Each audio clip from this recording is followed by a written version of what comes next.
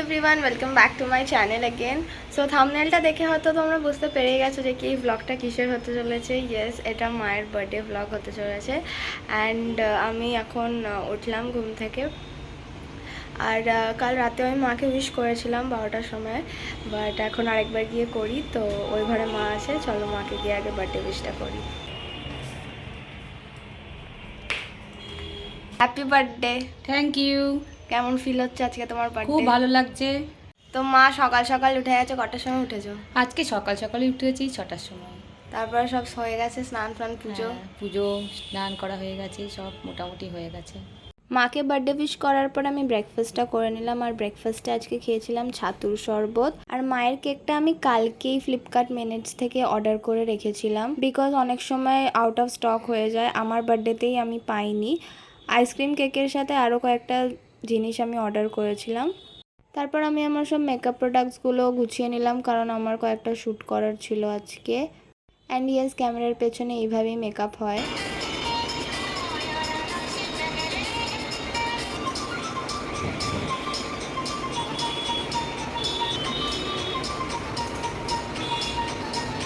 So I am ready and this is my final look. I think I like this look. What do you guys think? Comment করে বলো যে কেমন লাগছে আমাকে।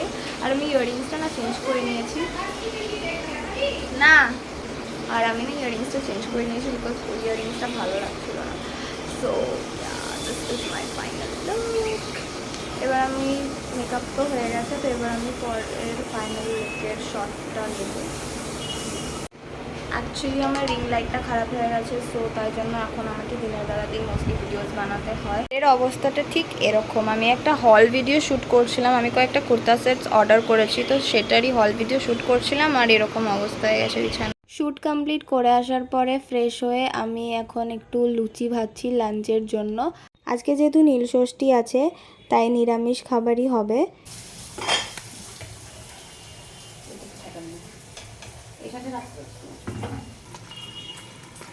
আর মা এখানে নিজের জন্য পরোটা বানাচ্ছে, কারণ মা লুচি খাবে না। লুচি ভাজা হয়ে যাওয়ার পরে আমি সার্ভ করে নিচ্ছিলাম। ফার্স্টে আমার প্লেটে আমি লুচি ছোলার ডালটা নিয়ে নিলাম, আর তারপরে মাকেও মায়ের প্লেটে পরোটা আর ছোলার ডাল দিয়ে দিলাম। আর কালকে মিষ্টি কিনে এনেছিলাম, তো সেটাই নিয়ে নিলাম।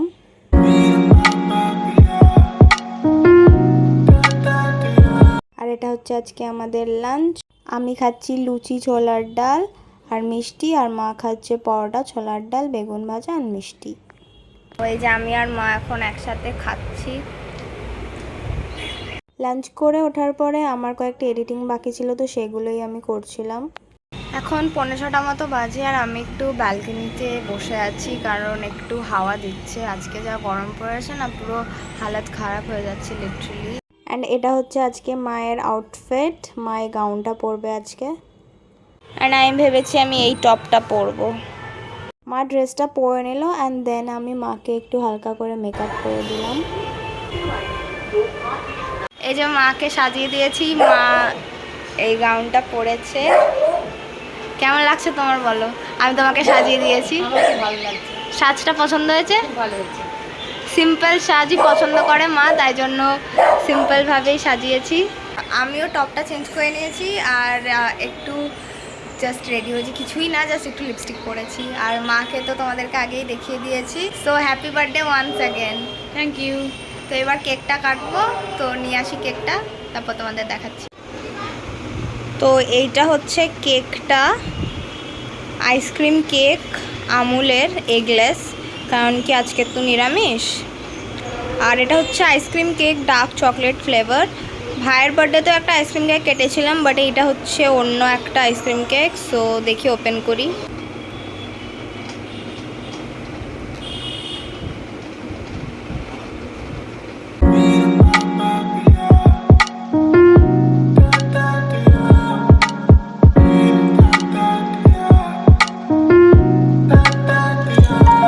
তোমরা হয়তো ভাবছিলে যে কি আমি ভাইকে কেন দেখাইনি বা শুধু আমি আর মা কেন আজকের ব্লগে। তো ভাই হচ্ছে গেছিলো মামার বাড়িতে, তো তাই জন্য দেখো এখানে কেক কাটিংয়ের টাইমে ওকে ভিডিও কল করেছিলাম। Happy birthday to you, happy birthday dear মা, হ্যাপি বার্থডে টু ইউ।